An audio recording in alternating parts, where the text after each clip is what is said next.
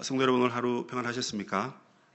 네, 먼 길 잘 다녀오셨고요. 예, 비가 많이 왔는데 그래도 우리 마음에 하나님의 은혜가 더 촉촉히 내렸으면 참 좋겠습니다. 여러분, 예수님께서 부활 승천하시고 난 다음에 한 2000년 정도 지났지 않았습니까? 그 뒤로 많은 사람들이 그 예수님의 초상화를 그렸습니다. 그 초상화 중에 가장 비싼 초상화, 여러분 과연 얼마 정도 할까요? 우리 중도부 친구들 한번 맞춰보세요. 이때는 좀 많이 써야 됩니다, 돈을. 졸고 있죠, 지금. 예, 얼마일까요? 뭐 몇 억, 몇십억 할 줄 알았는데, 우리 잘 아는 그 다빈치, 레오나르도 다빈치라는 그 화가가 그린 그림인데, 5천억이랍니다, 여러분. 5천억. 예. 5천억 정도 하니까, 와, 하시네요, 그죠? 50억 정도 하면 집에 뭐 한 200억 정도 갖고 계시니까, 50억은 뭐 그냥 애들 장난감이고, 5천억인데, 요 에피소드가 좀 재밌더라고요. 그림을 그렸는데, 이걸 이제 처음에 이제 감정을 하는데, 이게 다빈치의 제자가 그렸다, 뭐 이런 소문이 있었나 봐요. 그래서 그 그림을 내다 팔았는데, 고작 7만원. 7만원에 이제 팔렸는데, 이게 진짜 다빈치가 그린 그림이 아닐까? 다시 감정을 했는데, 제자가 그린 그림이 아니고, 진짜 다빈치가 그린 그림이었답니다. 그래서 감정가가 5천억 되는, 뉴스에도, 그 YTN 뉴스에도 예전에 한번 나왔었습니다. 여러분, 만약 우리가 예수님의 초상화를 그린다면 나는 또는 여러분은 어떤 모습을 떠올리고 또 그 그림을 그리시겠습니까? 예수님께서 자리에 앉아 계시는 모습이라든지 아니면 제자들과 함께 대화하는 장면도 좋고요. 아니면 뭐 마태복음 18장 보면 어린아이가 내게 오는 것을 금하지 말라 해서 아이를 이렇게 안고 있는 거. 우리가 대충 이렇게 보면 어린 양을 안고 있는 그런 예수님의 모습도 눈에 떠오릅니다. 그런데요, 오늘 예수님의 초상화를 이제 그려보라고 했을 때 2000년 전에 오늘 이 마가복음 11장의 한 장면도 그 예수님의 초상화의 한 장면이 될 수 있겠다. 이런 생각을 해보았습니다. 오늘 장면 어떤 장면입니까? 예수님께서 예루살렘에 입성하는 장면이에요. 이 말씀은 우리가 너무나 잘 알고 주일학교 때부터도 많이 들었던 장면입니다. 그래서 이 어른이, 그죠? 새끼 나귀, 어린 새끼 나귀를 타고 낑낑대는 그 나귀의 모습. 예, 그래서 입상하는 그 모습을 우리가 초상화로 한번 그려볼 수 있겠다 싶습니다. 예수님께서 이렇게 타고 입성하실 때 사람들은 호산나 호산나 이렇게 외치고 환호했습니다. 그러면서 예수님을 이제 환영을 했죠. 환영을 하고 좋아했는데요. 마가복음 15장에 가보면 예수님의 입성을 환호했던 그 사람들이 불과 며칠이 지나서 저 사람을 십자가에 못 박으소서, 저 인간을 십자가에 못 박아라, 이런 말을 합니다. 여러분, 다윗의 왕으로 이스라엘의 임금으로 오시는 이여 우리가 당신을 맞이하고 환영합니다, 우리 임금님, 박수 막 치다가 며칠 후에 못 박아라. 이거 도대체 어떤 일이 있었길래 여러분 이렇게 백성들이 예수님을 저주하고 예수님께 손가락질을 했을까요? 이 문제를 해결하기 위해서 오늘 본문에서 우리는 두 가지 문제를 풀어야 됩니다. 그 첫 번째는 무엇이냐면 예수님께서 예루살렘에 입성하신 이유가 뭐냐는 겁니다. 그 의미가 뭐냐는 거예요. 왜 예수님이 예루살렘에 입성을 하셨냐는 거예요. 그것도 나귀 타고. 그리고 두 번째는 나귀 타고 입성하신 예수님의 모습을 보는 그 청중들, 주로 유대인들입니다.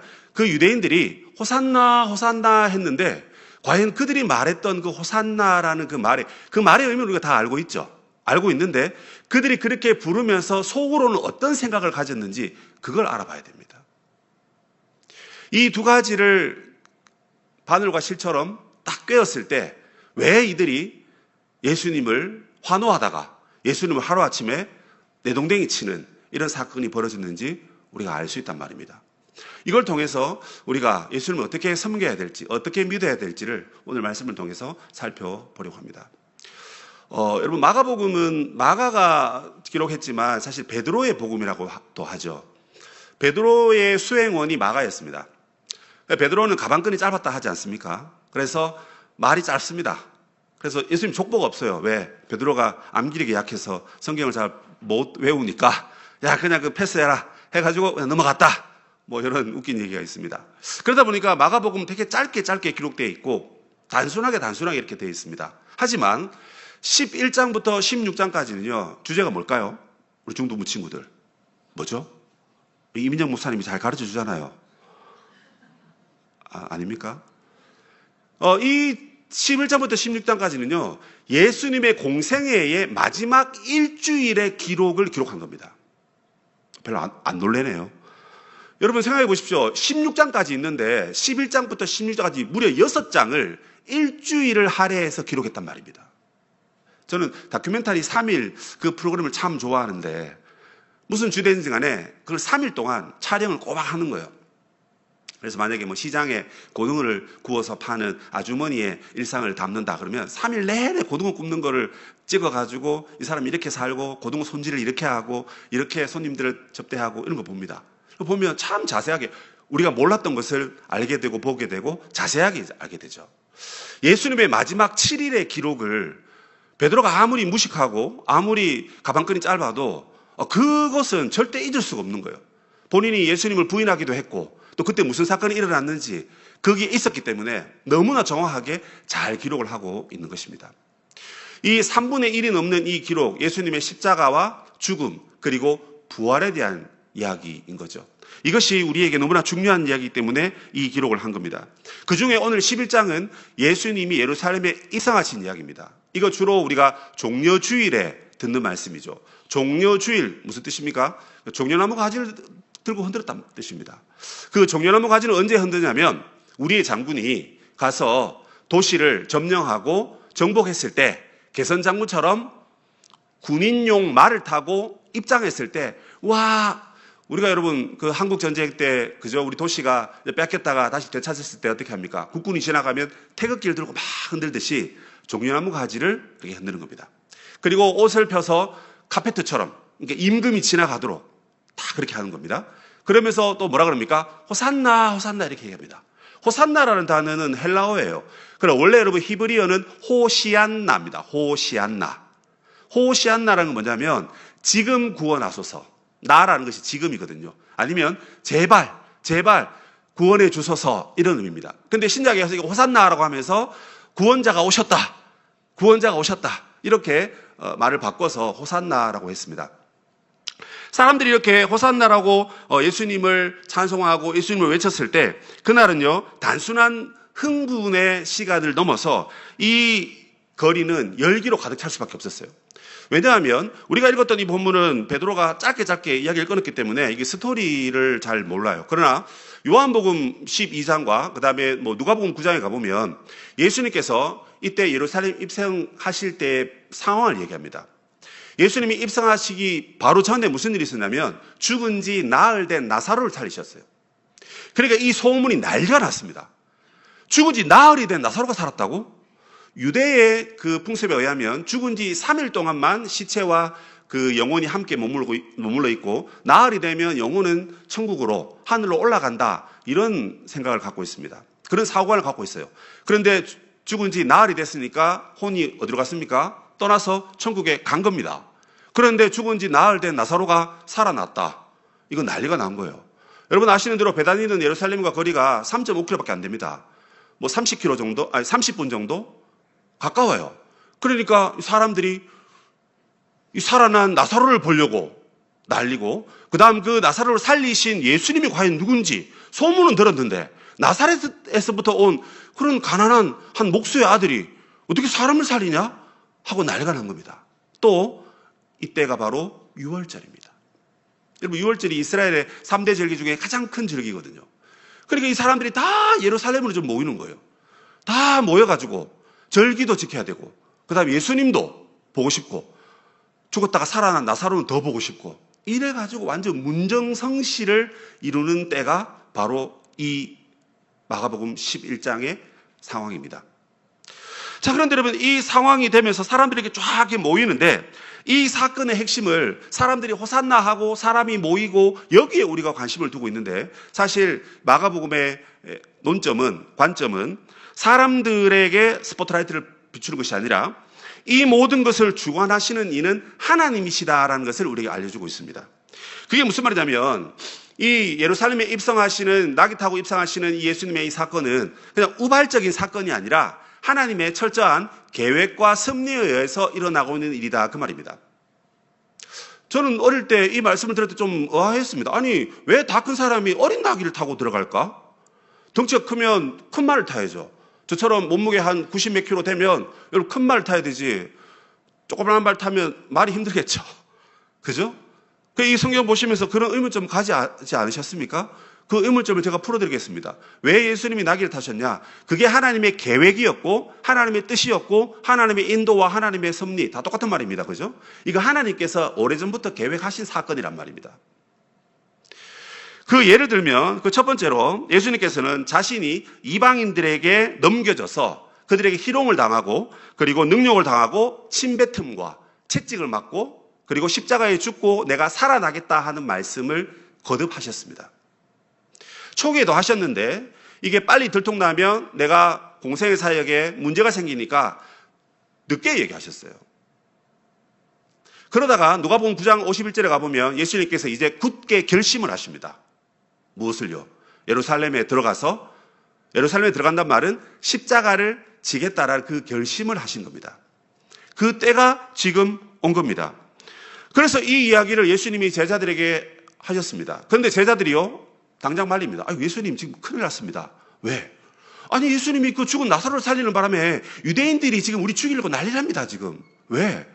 유대 교회에 다 머물러 있었던 사람들이 예수님이 나사로 살리고 난 다음에 야, 예수가 누구냐? 우리 예수 따라가자. 예수 믿자. 이러고는 사람들이 다 지금 예수님 따라갑니다. 그래? 그리고 좋은 거네. 그런데 종교 지도자들이 우리 죽이려고 하고 있으니까. 그러니까 지금 제자들이 예루살렘에 들어가는 것을 말리고 있는 거예요. 그런데 그때 도마가 뭐라 그럽니까? 무슨 소리야? 야, 우리도 같이 주와 함께 죽으러 가자! 그 말을 합니다. 그래서 제자들이 형님이 얘기하시니까 어쩔 수 없이 이제 우르르 가는 장면이 이 장면인 겁니다. 그런데 또 이 시간은 여러분요, 하나님이 의도한 시간입니다. 특별히 유월절입니다. 왜 하필 유월절입니까? 유월절은 구약의 이스라엘 백성들이 애굽의 통치로부터 해방된 날을 기념하는 절기입니다. 육체적으로도 해방되었지만 죽음의 사자가 어린 양의 피가 발라져 있는 그 집은 건너감으로써 죄와 사망의 권세로부터 우리가 구원받는 그런 절기이기도 합니다. 그런데 왜 하필 예수님이 유월절에 들어가시냐 말입니다. 이것은 바로 여러분 아시는 대로 유월절 어린 양으로 희생하셔서 십자가 지셔서 우리를 구원하고 살리시기 위해서 하나님의 의도, 하나님의 계획, 하나님의 인도와 뜻 안에서 유월절에 입성하셨다 하는 것입니다. 가장 놀라운 사실은 예수님께서 이 모든 계획의 정점에서 일부러 나귀를 타셨다 하는 것입니다. 그런데 이 나귀를 타는데 오늘 본문의 이야기는 거의 다 나귀를 준비하고 나귀를 타는 그 이야기입니다. 아직 아무도 타보지 않는 나귀 새끼가 매여 있는 것을 볼 건데 제자 두 사람을 맞은편 마을로 보냅니다. 그리고 가서 끌고 오라 합니다. 혹시 주인이 뭐라 하거든 뭐라 그럽니까? 주가 쓰시겠다 하라 하면서 예수님이 모든 것을 다 알려줍니다. 그런데 신기하게도 거기 가보니까 나귀가 있습니다. 또 가보니까 나귀가 아무도 아직 타보지 않는 어린 새끼니까요. 힘이 없으니까 더 키워서 타야 되는데 아무도 타지 않는 그 나귀가 거기 있는 것입니다. 뿐만 아니라 그 나귀는 매여져 있었습니다. 그리고 주인이 또 물었습니다. 야, 네가 뭔데 내 나귀 끌고 가? 주가 쓰시겠다는데 그러면 가져가. 여러분 이게 짜고 치는 아니면 이게 안 되는 이야기지 않습니까? 근데 이게 여러분 너무 신기하게도 제자들이 무슨 말을 해야 될 때까지 되는 것까지 알려주시고 그 말을 했는데 그 주인이 오케이 하고 돈도 안 받고 그냥 주는 겁니다. 아무리 여러분 그 집에 나귀가 많다 하더라도 내 새끼 나귀면 막내 새끼면 그 귀한 새끼 아닙니까? 귀한 나귀 아닙니까? 근데 가져가는데 가져가라. 이거 너무 신기하지 않습니까? 여러분 성경 읽으셨을 때 그냥 읽으셨죠? 그냥 읽으셨잖아요. 그러니까 지금 감흥이 없잖아요. 근데 지금 바보 도 터지는 소리가 와가 나옵니다. 그렇네. 왜 이게 예수님이니까 다 그렇게 하시는 거잖아요. 그 말도 맞습니다만 예수님이 알려주셨지만 그건 하나님의 철저한 계획 속에서 이 모든 것이 진행이 되고 있다는 것입니다. 마치 여러분 완벽한 시나리오가 짜여져 있고 그 시나리오대로 하나도 틀림없이 모든 일이 순조롭게 다 진행되고 있다 그 얘기입니다. 이 모습을 통해서 우리는 우리의 삶 가운데 하나님의 보이지 않는 세밀한 손길이 우리를 향하고 있다는 것을 우리는 보게 됩니다. 사람이 마음으로 자기 길을 계획할지라도 걸음을 인도하시는 분은 하나님이시죠. 제비는 사람이 뽑으나 모든 일을 작정하고 이루시는 분은 누구시라고요? 하나님.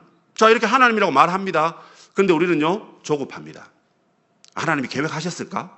하나님의 뜻이 있을까? 하나님의 인도가 있을까? 여러분, 직장을 구하실 때 하나님이 미리 준비하신 자리가 있다고 믿으십니까? 아멘 하면서 안 믿잖아요. 의심하잖아요. 배우자를 만날 때 하나님이 예배하시는 만남이 있습니다. 아멘, 할렐루야 하는데도 그걸 못 기다리고 못 참습니다. 내가 하나님 나라에 위해서 열심히 사역하고 싶다, 봉사하고 싶다 하는데 하나님의 미리 인도하시는 자리, 하나님이 이끄시는 자리, 근데 왜 하필 이런 주방, 주차 봉사, 쓰레기 치우는 거 뭐 이런 거 시키나 하면서 그 계획을 믿는다고 하면서도 결과를 보고는 싫어하는 우리의 모습들을 보게 됩니다.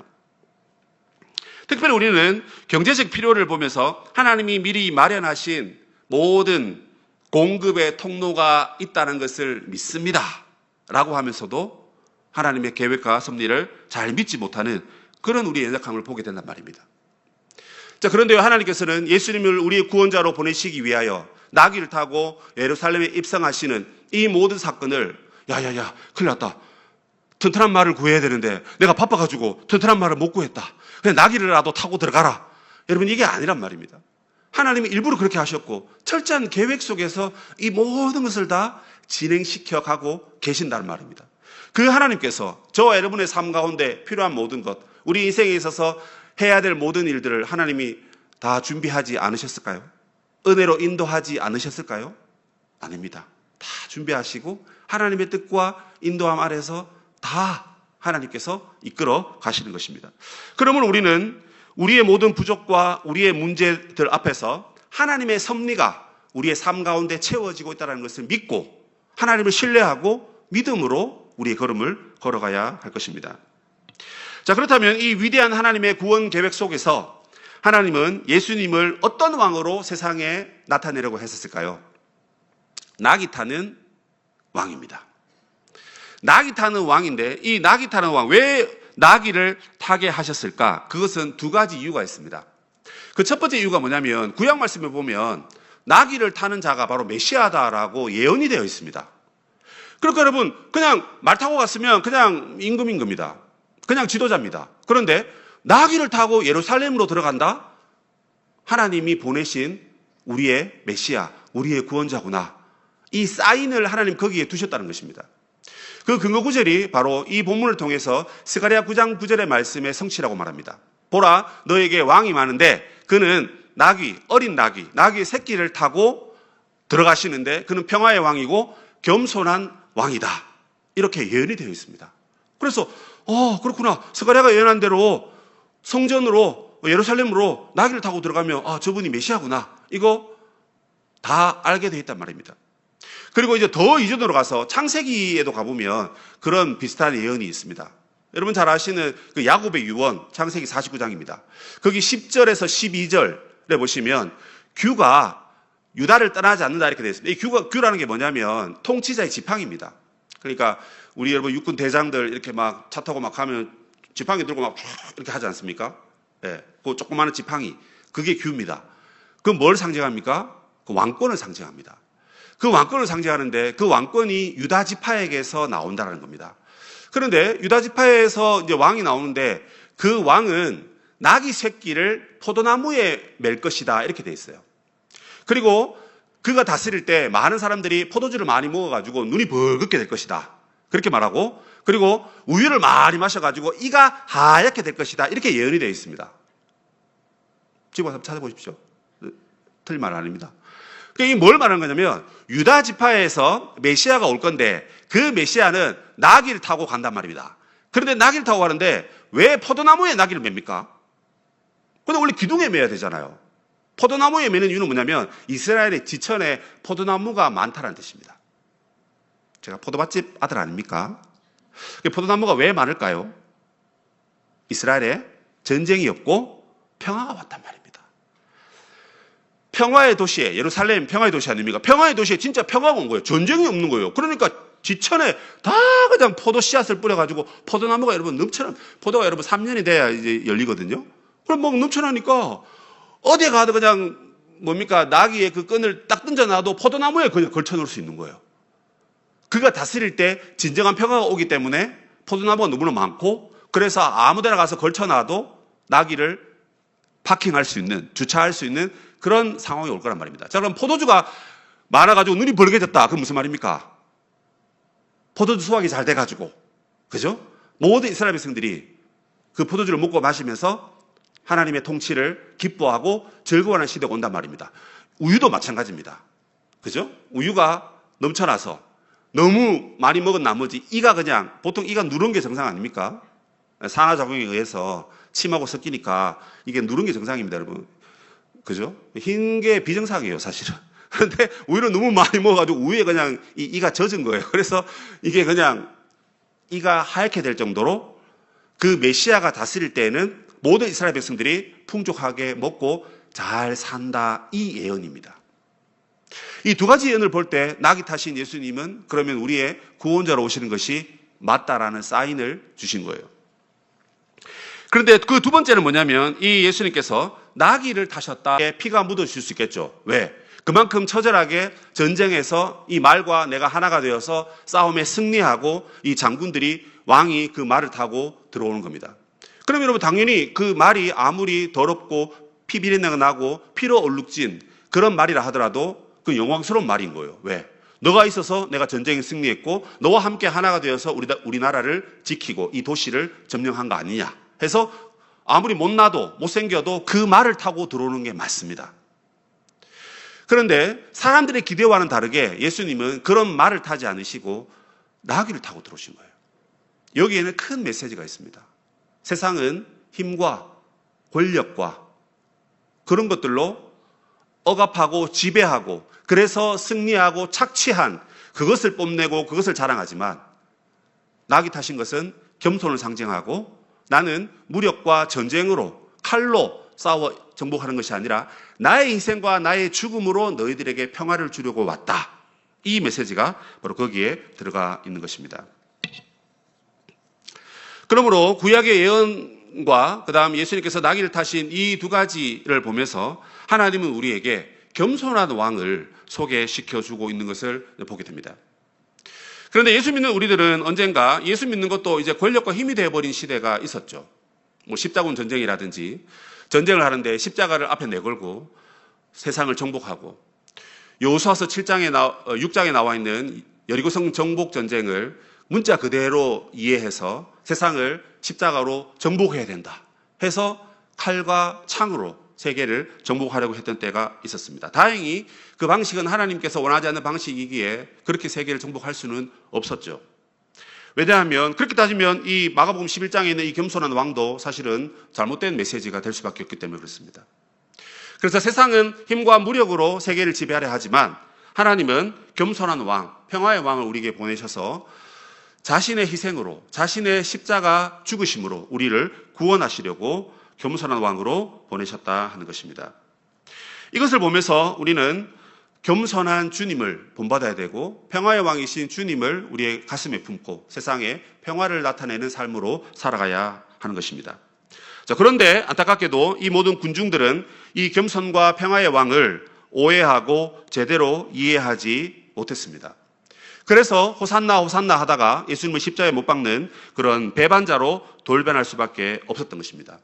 그 이유가 무엇이냐면 성경이 가르치는 메시아를 믿지 않고 본인들이 생각하는 메시아를 기대했기 때문에 그렇습니다. 그러니까 자기 중심적인 메시아를 기대한 것이죠. 그들이 기대한 메시아가 어떤 메시아입니까? 정치적 정복자를 기대했던 것입니다. 왕이 없었을 때 이스라엘은 모세와 같은 놀라운 통치자가 있었습니다. 그들이 원했던 것은 모세와 같은 지도자였던 것입니다. 그리고 왕정시대에는 다윗과 같은, 다윗이 어디를 가든지 승승장구하더라 하는 것처럼 이 시대도 지금 우리가 로마의 식민 통치를 받고 있기 때문에 로마로부터 우리를 구속해주고 그리고 저 유대인의 압제로부터 우리를 해방시켜줄 정치적 메시아를 이 백성들이 구했던 것입니다. 자, 그런데 시간이 며칠 지나서 예수님이 끌려갑니다. 로마 병정에 끌려가고 얻어맞고 십자가에 매달립니다. 이 모습을 보면서 자신들이 기대했던 메시아가 매우 무기력하게 죽어가는 모습을 보게 됩니다. 그러자 그들은 예수님을 버립니다. 또한 그들이 기대했던 메시아는 경제적인 문제를 해결하는 메시아였습니다. 요한복음과 다른 누가복음을 보면 이 본문 앞에 예수님께서 오병이어를 행하신 기적이 붙어 있습니다. 오병이어. 너무나 놀라운 기적 아닙니까? 당시 들판에는 가난한 자들이 많았고 집에 가서 음식을 먹기에는 너무 거리도 멀고 사람도 많고 너희가 주라 합니다. 제자들이 예? 합니다. 빌립이 계산을 해보죠. 안 됩니다. 돈도 없습니다. 너희가 주라 하고는 예수님께서 하늘을 우러러 축사하시고 놀라운 기적을 행했습니다. 그 소문이 여러분 오병이어를 통해서 얼마나 많은 사람들이 먹었습니까? 그리고 그 사람들이 또 다 소문을 내니까 이 예수라는 사람은 우리에게 배고픔을 해결해 줄 수 있는 사람이다. 이렇게 믿은 겁니다. 그래서 많은 사람들이 예수님이 이제 예루살렘에 딱 입성하니까 낙이 탄 모습을 보고 아이고 메시아구나, 우리 구원자구나 이렇게 알아봐야 되는데 우리의 경제적인 문제를 해결해 줄 수 있는 그 메시아로, 자기들이 원하는 메시아로 그렇게 해석을 한 것입니다. 자, 그런데 예수님이 그들의 물질적 필요를 채워주지 않자 역시나 미련 없이 예수님으로부터 등을 돌려버립니다. 뿐만 아니라 예수님께서 며칠 전에 죽은 나사로를 살리셨습니다. 기적을 행하신 거예요. 질병을 고치고 사람을 살리고 이런 모습을 보면서 자기의 문제를 해결해 줄 수 있는 분이 저분밖에 없구나. 나라도 잃었고 경제적 문제도 힘들고 정치적으로도 어려운 이 시대에 그러면 우리 문제, 우리 가정의 문제, 내 문제라도 해결하자. 그런데 사람을 살리는 그 기적을 행하는 거 보니 다른 기적도 행할 수 있을 것 같다 하면서 그냥 예수님을 자기의 욕심과 욕망을 해결해 줄 수 있는 자로, 메시아로 그렇게 이해를 한 것입니다. 자, 이렇게 보면 그들이 호산나 호산나 했던 그들의 찬양의 메시지는 순수한 찬양이 아니었던 것입니다. 자신들의 필요를 채워달라는 그냥 이기적인 욕구, 이기적인 노래를 불렀다 이렇게 보시면 될 것 같습니다. 그 결과 예수님을 십자가로 내모는 이런 안타까운 상황이 일어난 것이죠. 이 모습을 보면서 오늘도 우리는 예수님께 나아가면서 우리의 기대와 소망을 먼저 앞세우는 우리의 연약함이 없는지를 돌아봐야 됩니다. 어떤 사람은 하나님 이번만 도와주시면, 이번만 내가 성공하면 하나님 잘 믿겠습니다. 그런 하나님과의 약속을 너무 많이 합니다. 이번에 이 문제를 해결해 주시면 제가 앞으로 모든 걸 하나님 뜻대로 살겠습니다. 아니면 하나님 그냥 단순히 저를 위로해 주세요.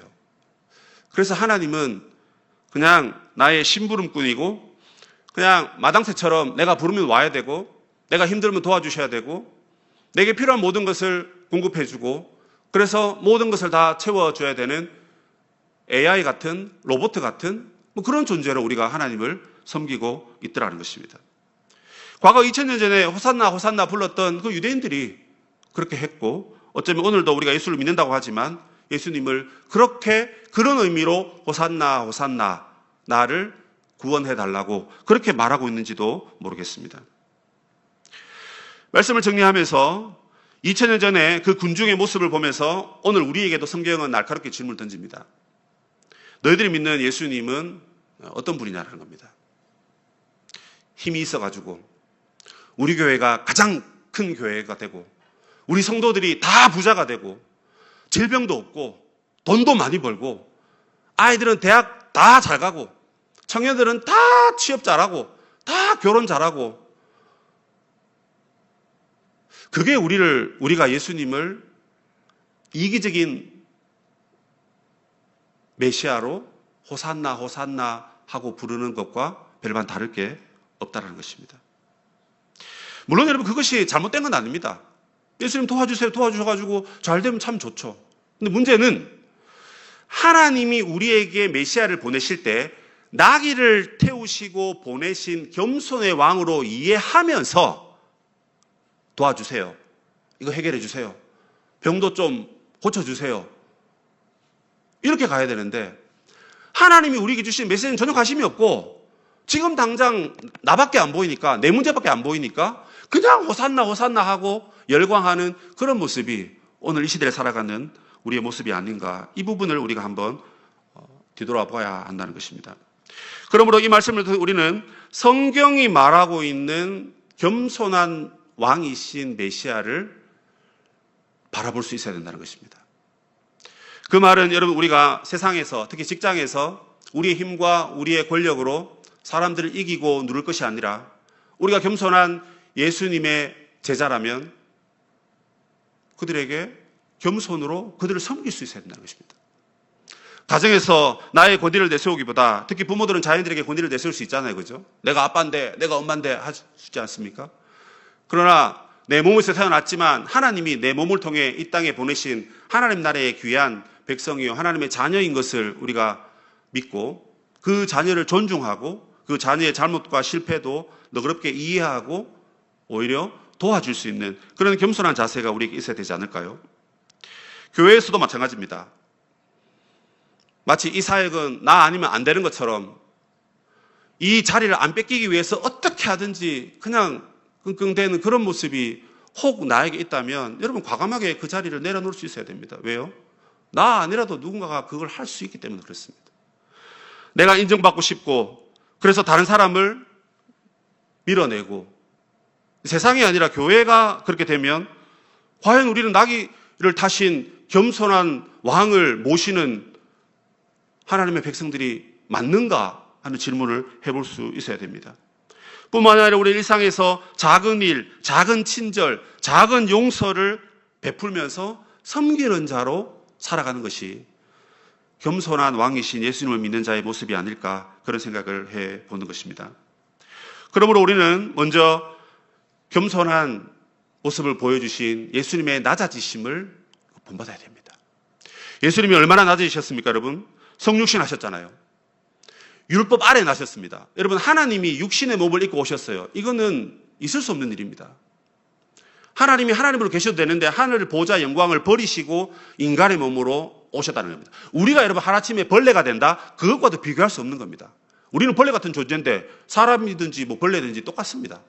벌레 같은 우리인데 벌레 된들 그게 뭐가 큰 문제라고 아둥바둥 하는지 모르겠습니다. 그런데 하나님이 사람으로 이 땅에 오셨다. 하늘 보좌 모든 영광을 버리시고 그만큼 낮아지시고 그만큼 겸손해지셨다는 겁니다. 뿐만 아니라 율법 아래에 나셨다는 겁니다. 율법의 통제를 받으실 수가 없습니다. 받으실 필요가 없어요. 예수님이 자신이 말씀이시고 자신이 하나님의 말씀을 전하시는 선지자시고 그 말씀대로 사셨고 행하셨는데 왜 율법 아래에 매여서 그렇게 이 땅에 오셨습니까? 우리를 살리시려고. 그만큼 겸손하게 낮아지셔서 이 땅에 오신 것입니다. 그리고 이 땅에 오셔서 뭘 하셨습니까? 이 땅의 모든 비천한 것을 다 경험하셨습니다. 여러분, 가난하십니까? 예수님이 제일 가난하십니다. 아무것도 없습니다. 통장에 10원도 없었습니다. 인자가 머리 둘 곳이 없다 그랬습니다. 우리는 집이라도 있잖아요. 대출 받아가지고 그래도 언젠가는 뭐 갚든지 안 갚으면 천국 가면 되고 누워 잘 방이라도 있지 않습니까, 여러분? 방 없으면 저처럼 거실이라도 있지 않습니까? 얼마나 넓고 행복한지 모릅니다.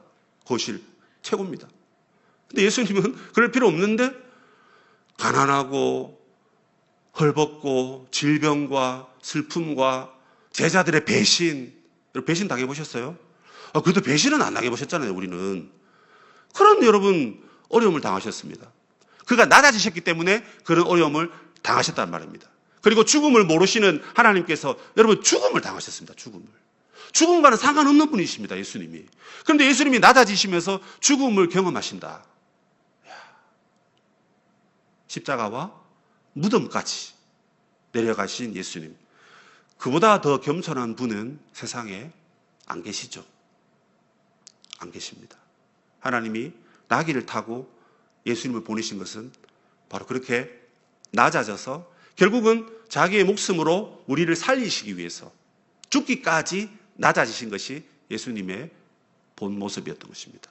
그 예수님을 믿는 우리는 그와 같이 우리도 낮아진 삶의 자리로 나아가야 하는 것입니다. 겸손이 그냥 그 어떤 예수님의 모습의 상태를 얘기하는 거라면 그것의 행동은 바로 낮아짐인 것입니다. 겸손해라. 그거 어떻게 하란 말입니까? 낮아지면 된다. 이 뜻입니다. 그리고 우리가 낮아져야 됩니다. 교회가 더 낮아져야죠. 세상이 아무리 우리를 향하여 공격하더라도 우리 믿음이 있기 때문에, 진리가 있기 때문에 겸손의 왕을 모시고 있기 때문에 낮아져야 됩니다. 여러분 직장에서 이웃을 섬기는 낮아진 자리로 가십시오.